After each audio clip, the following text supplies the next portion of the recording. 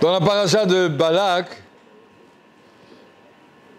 si aujourd'hui le Yartzeit Rav Gershon Imre Cohen, je vais dire quelque chose qui est marqué dans le Sefer Imre Cohen, il y a une Mishnah dans Pirkei Avot où il nous dit qu'il y a deux grandes écoles de formation mondiale.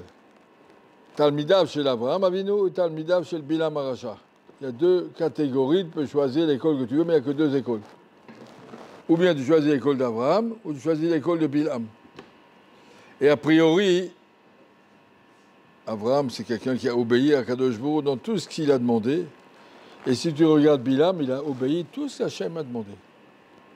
Combien de fois il a répété, je ne ferai pas, si Kadosh Baruch ne me dit pas, je ne ferai pas. Si Kadosh Baruch ne veut pas, je ne ferai pas. Il est très, très... Il dit, je ne ferai pas, je ne désobéirai pas. Il a l'air d'être très, très respectueux, le bonhomme.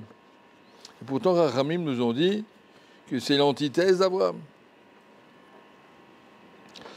Alors, en un mot, on va expliquer que Bilham, c'est celui qui a essayé de fuir les ordres d'Akadosh Baruch Hu, mais il reste à l'intérieur du cadre parce qu'il a peur, mais tout ce qu'il peut faire pour aller contre, Hachem lui a envoyé un malheur sur la route nationale. 3 fois, il a arrêté. Non, je continue. Bakasha continue. Hachem lui a dit la première fois, ils sont venus lui demander. Hachem lui dit, n'y va pas. Oui, mais il veut quand même y aller. Ramène les gens. Peut-être une deuxième fois, on va insister. Pour Bilam, la vie, c'est comment se débrouiller contre la volonté d'Akadosh Baruch Hu.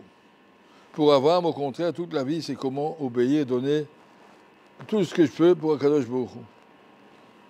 Akadosh Baruch Hu lui a dit, donne-moi ton fils, c'était pas un ordre, mais ça me ferait plaisir, et bien il le fait.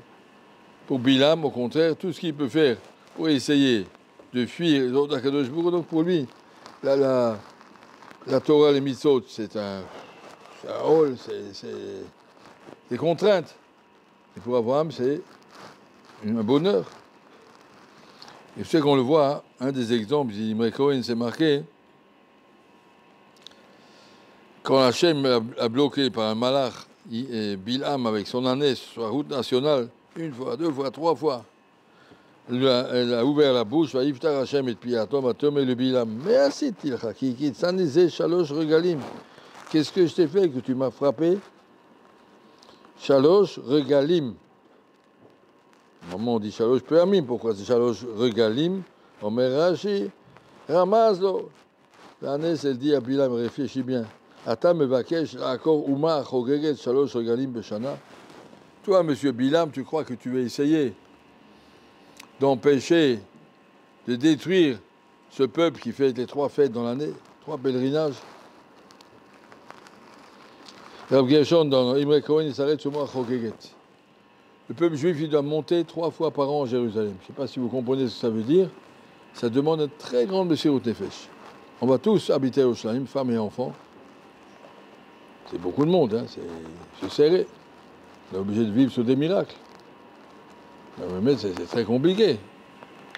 Et qu'est-ce qu'on fait? On laisse derrière nous les fermes et les animaux et les champs. Il n'y a personne pour les surveiller, les protéger. On vit sur la promesse d'Akadosh Baruch Hu, personne ne viendra pour te prendre quoi que ce soit. Je suis là pour protéger. C'est une grande émouna.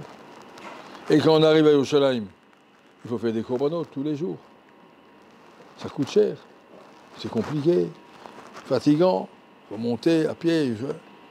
Et comment ils disent, les Juifs? C'est un chag. On fait 3 fois par an venir à Yerushalayim. C'est pour nous un bonheur, c'est une joie. Chagiga. Pour les gens qui subissent la Torah, c'est 3 fois par an. On est obligé d'aller, de se traîner avec les femmes, les enfants, c'est compliqué. Ça coûte cher. Il n'y a pas de chagiga. Et Bilam, l'ânesse a dit à Bilam, regarde ce peuple. Pour le peuple juif, les mitzvot, c'est une occasion de se retrouver avec Akadosh Baruch Hu, d'une proximité, de savoir, comment on dit mitzvah, mitzvah veut dire bien du mot tzavta. On s'attache à Akadosh Baruch Hu à travers les mitzvot. Comment tu peux t'attacher à Hachem quand tu lui obéis? Il me fait des tilat yadayim, fait Birkat Amazon, tu fais des brachot, tu t'attaches à Hachem. Alors ça, c'est la grandeur du Ham Israël. De l'autre côté, Bilam, c'est comment il peut fuir, comment il peut, quand personne ne voit qu'il y a bêtises, les avérotes qu'il faisait avec son ânesse, et puis quand il peut essayer de maudire quand Akadosh Baruch Hu a béni, lui il veut essayer de maudire quand même par derrière. C'est tout à fait une autre approche. Ça c'est comment s'attacher à Hachem, ça c'est comment fuir Hachem. Et la Mishnah nous dit ça dépend de quoi. Talmidav chez Avraham Avinu, Aïn Tova, la générosité, Orach Nemucha, l'humilité, Nefesh Nemucha, on n'a pas d'ambition, ça c'est Hachem nous donne. Et le contraire dans Bilam, Aïn Ra, la jalousie contre les autres, Nefesh Rava, la cupidité, Aïn Gavoa, l'orgueil, tout dépend des midotes. Tu veux te construire tes midotes d'après ce que Akadosh Baruch Hu est présent dans ton monde, mets-toi à ta place. Mais si tu veux chasser Akadosh Baruch Hu du monde, marqué celui qui est orgueilleux, qui est ilout d'orchek raglé Ashrina, marque sur les pieds d'Ashrina, il dit En ani behu, il n'y a pas de place pour Hachem et pour moi dans ce monde. Le monde est à moi, je fais ce que je veux. Alors on est obligé, il y a la halakha, des fois on est obligé de respecter, même si on peut fuir, si on peut traîner, j'ai dormi dans mon lit, je ne pourrais pas venir à la tefila, j'ai dormi, c'est pas de ma faute, oui, etc. Toutes sortes de teroutim. Alors que ça c'est, Abraham, au contraire, c'est pour lui. Si tu arranges tes midotes, tu arriveras à trouver la place pour Hachem. Si tu développes tes mauvaises midotes, tu laisses la place à Bilam et à tout ça. C'est sur les deux écoles qui sont là. Et Bezat Hachem, on doit s'accrocher, comprendre que si on est venu à la yeshiva, c'est pour comprendre comment on doit vivre dans ce monde. Fais de la place à Kadosh Baruch Hu. Aïn Nemucha, ne sois pas envie de conquérir le monde est à moi, c'est pas comme ça. Si vous regardez nos Gdolei Israël, ils sont anav. Il n'a jamais cherché à se mettre en avant. Et le monde entier pourrait dire une chose et puis tout le monde suivrait. Il ne dit pas, il est gentil, ne essaie pas de s'imposer. Tout ce qu'un homme politique rêve, c'est qu'on ait un aéroport à son nom, l'aéroport Ben Gurion, la Charles de Gaulle, Kennedy, je ne sais pas comment ils s'appellent tous les aéroports du monde. Oui, alors on voudrait. Les Gdolei Israël, ils vont tout faire pour qu'on les oublie. Saba Nemavardok de Slabotka a dit j'espère qu'après ma mort, personne ne parlera de moi, je vais être oublié et puis qu'on n'en parle plus, alors qu'il a construit tout le clan d'Israël. Ça y est, mais j'ai fini mon travail. Steinman disait ici, je suis un homme important, tout le monde me fait du kavod, j'arriverai là-haut, je suis un parmi des millions. C'est un petit bonhomme, il a demandé qu'on l'enterre au milieu des gens tout simples au cimetière de Ponevis, pas avec les Gdolim, je ne suis pas partie des Gdolim, je suis un petit bonhomme. Sentez qu'on n'a pas de raison de s'enorgueillir, tu es petit parmi les petits.